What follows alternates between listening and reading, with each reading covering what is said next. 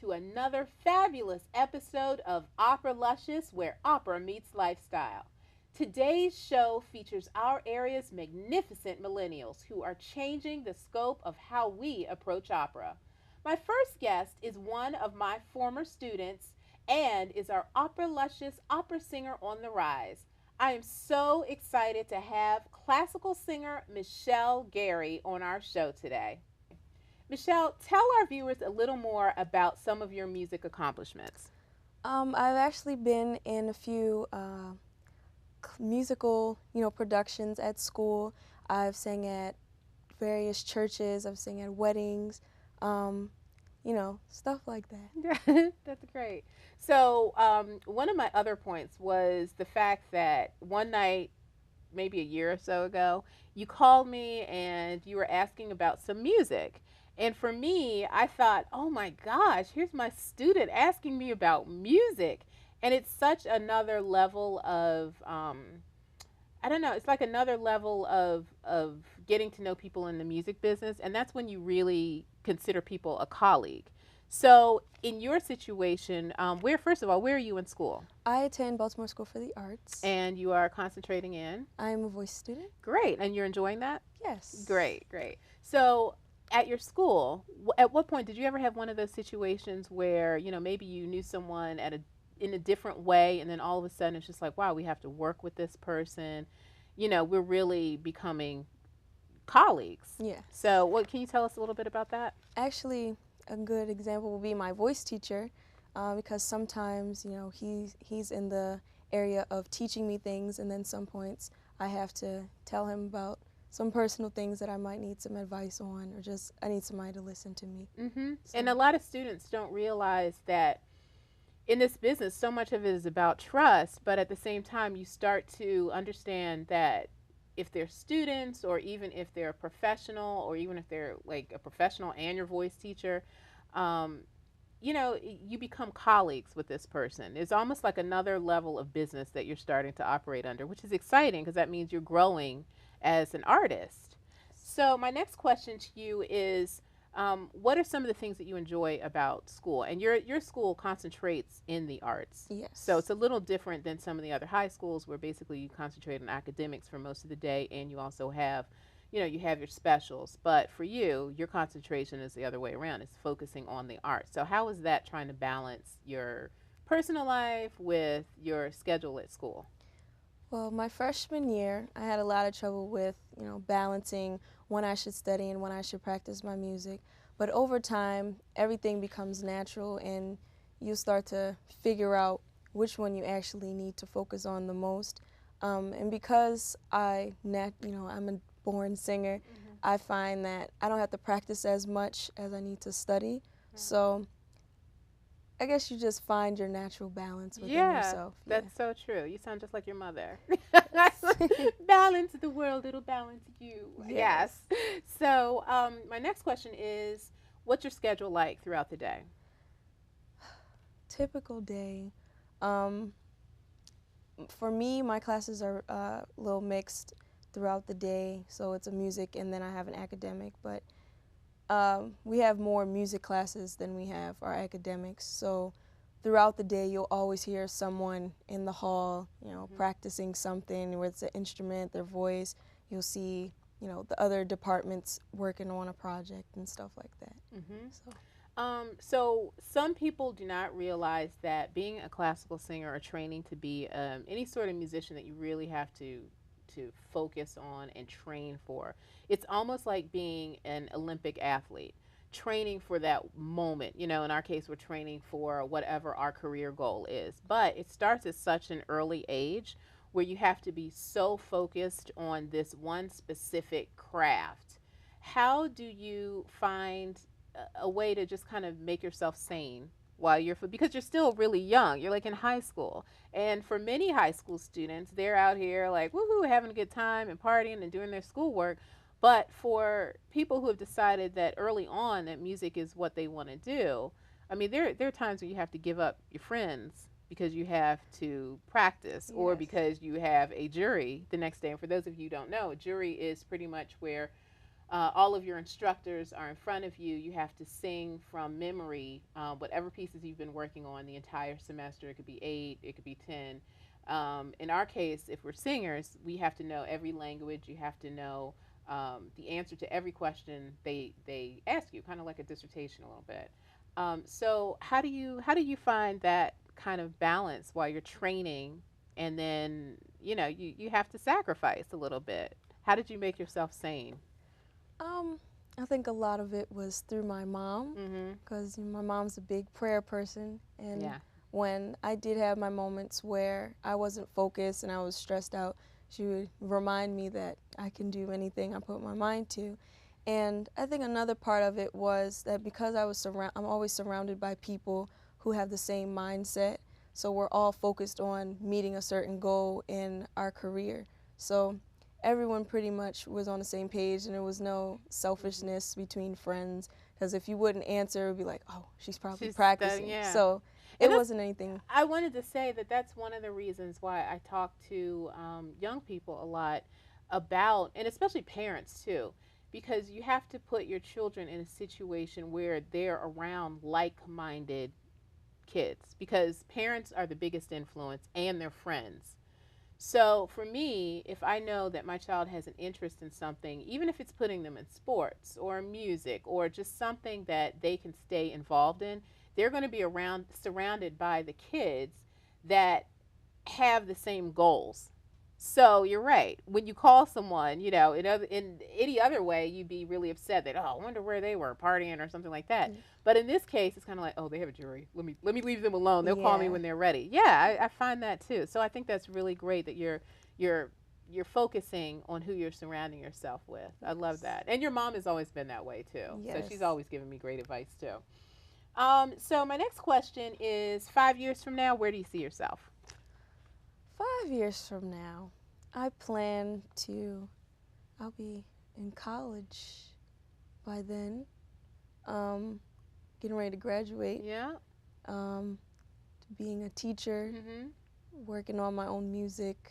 Hopefully, I'll be stable in my life and Mhm. everything. I think that's Eh, great. I think that's great. And you also shared with me that you have interest in education as well. yes. And so many people think, "Oh my gosh, I have to do music. I have to do it. I'm in it now."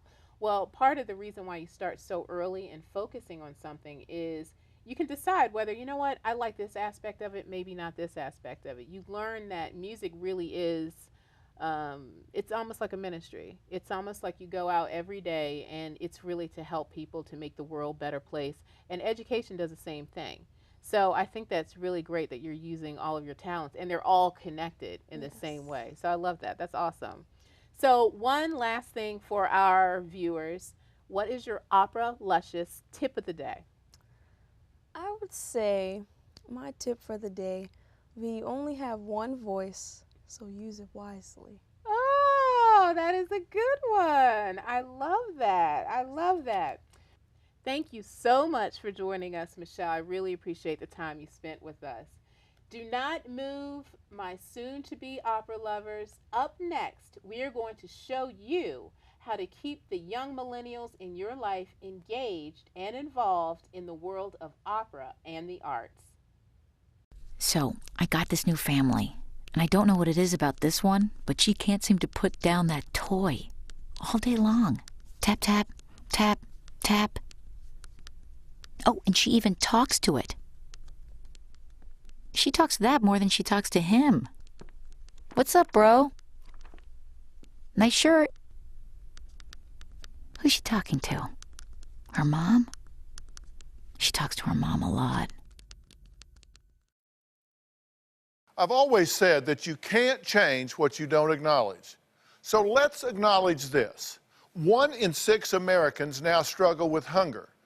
These are our co-workers, our neighbors, our friends. The problem is closer than you think. But so is the solution. This is a changing day, not just in your life, but in the lives of many, many others. Join me by visiting feedingamerica.org and find your local food bank to help. I'm Dr. Phil, and together we're Feeding America. My life is full of statistics. Thing is, I could have dropped out of school and become one myself. but I didn't because I had people that believed in me. Here's another statistic. 7,000 students drop out every school day. That's one every 26 seconds. It's time that students know that we believe in them. Inspire a student and share your message of support at boostup.org. Welcome back, friends. Today's Lifestyle Edition is going to show you ways that you can continue to encourage and inspire the world of opera and the arts in your local school district. I am joined today by Josh Reynolds, an amazing singer who also majored in vocal performance and received his master's in arts administration. Mr. Reynolds is currently on a mission to be an advocate for music education. Thank you so much for joining us, Mr. Reynolds. I really appreciate it. No problem. So let's get right into it. What are some ways that students can do to be their own advocate for the arts in their schools? Putting pressure on administration would be one of the best ways for students to be their own advocates. How do they do that if they're, let's say, from elementary school? That's a different process. High school is a different process. So how would you suggest maybe elementary school students? Well, elementary school students, I think it's best when they are able to be exposed to various types of arts. So that the musical arts, visual arts, and performing arts as well. They're all kind of performative in some ways. With elementary students, I mean, I guess the first advocate that you have is your parent or guardian. So if you are an elementary kid and you're like, I want to sing, just tell your mom or dad. And, you know, if they can't afford to put you in voice lessons, which can be a bit pricey at times, hopefully they can find community programs that will be there for you. With high schoolers, to advocate for themselves, I would say again, they could more so be their own ambassadors for, as in speaking with administration at their school, to try and vie for funding, to vie for opportunities, and also venue. That's really great. So I was reading that you started out in vocal performance, and that was undergrad. Yeah. Then you made the switch to arts administration. What made you decide to take a look at our industry and realize that your talents and your gifts might be better focused on the administrative side? Well, for me, I love performing. And the reason I got my arts administration master's, it was twofold. It was one, I was still trying to figure out what exactly I wanted to do. I was a young tenor in a world where the bigger jobs tend to be inhabited by people that were a little more seasoned than me. Well, that's nice to hear, because usually it's the other way around. Right.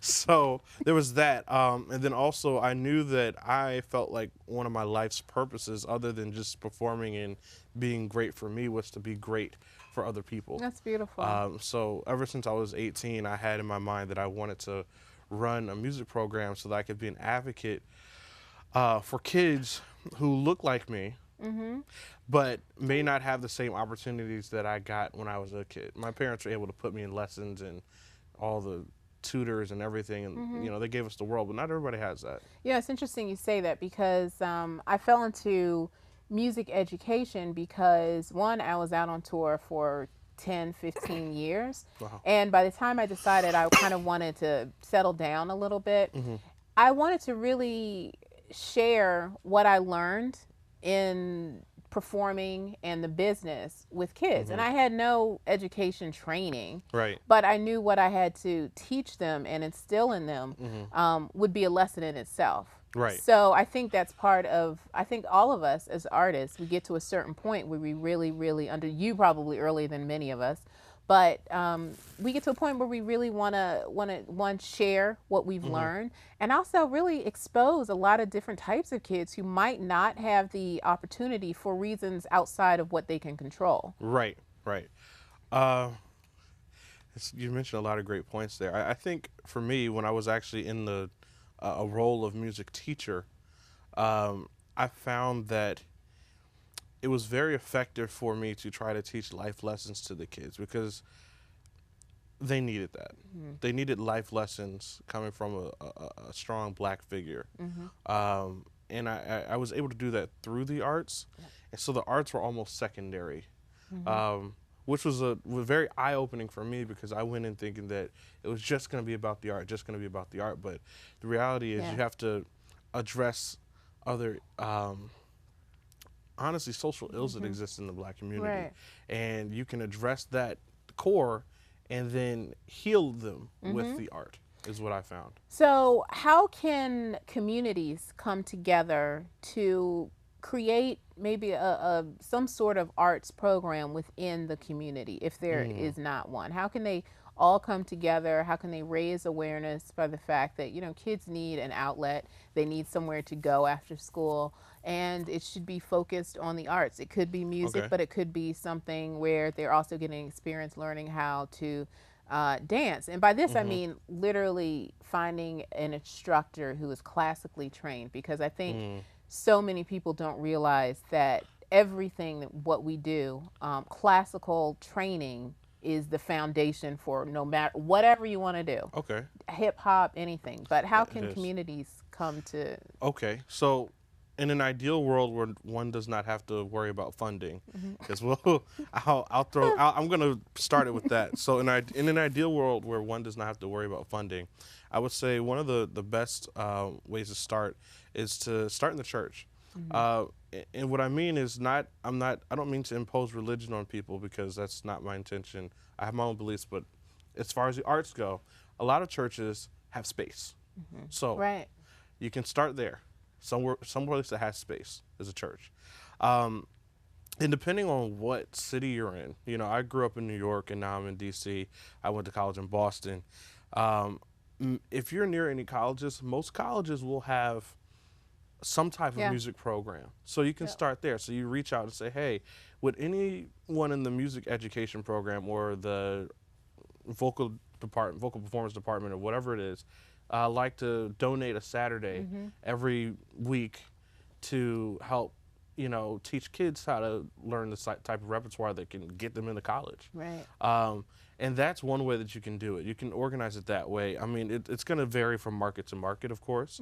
But I think the core would be to find a venue that would allow you to use their space for free, because a lot of churches are starting to have 501c3 classifications. So that means that they are looking to use their space for community programs. So you can try and build strategic partnerships that way, to have a program that's based out of a church. Or any type of religious organization, to be honest. So that's one way to start. The second way, again, would be to reach out to the local people that you may know that have had training. Okay. That would be the way that I would want to start, or, you know, influence communities to start different programs. So what's next for you? Are you going to do more things with performing, or are you always going to try to find a way to integrate the arts into education somehow? Like, where do you see yourself in maybe 5-10 years? In the field of music. 5-10 years in the field. Let's say 5, maybe 2. 2, 5, well, that 10, works 20. Too. All right. Well, I'm 26, so within 2 years I'll be 28. I hope to have I hope my voice will have grown a bit, because it goes through that natural maturation process. So it's currently in a shift now. I can feel. Some notes come out easier, some don't come out as easy. But I hope to be performing more, to be honest. Because performing more, because one, that's where I find a lot of joy in performing. Two, I would like to see myself running a music program in addition to performing.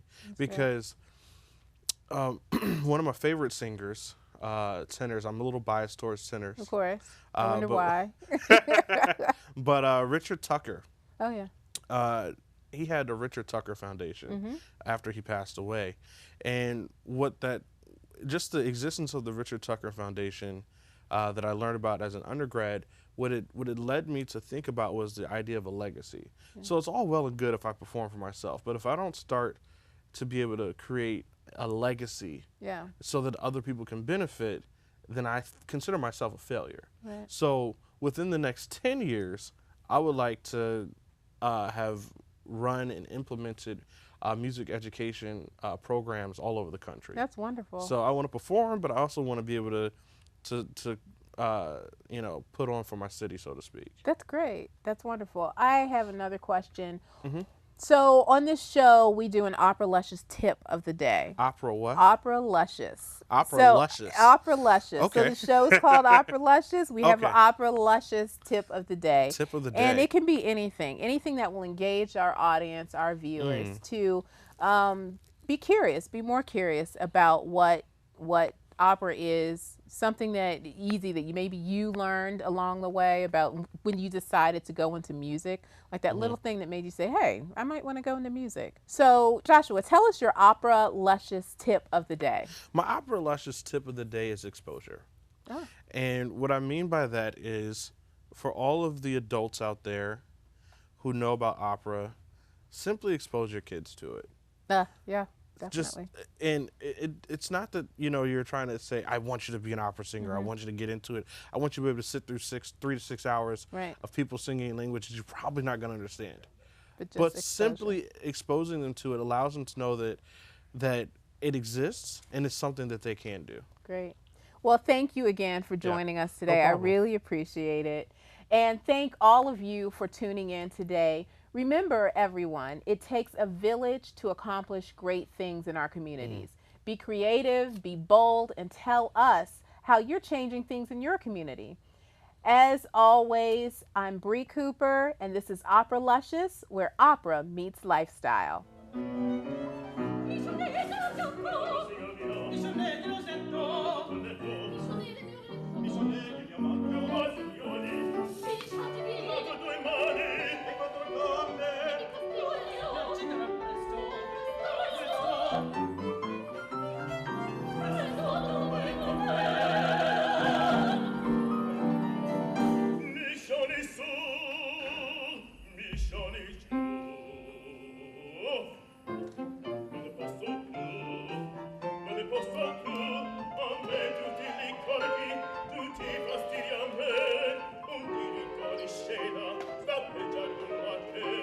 In mezzo tante di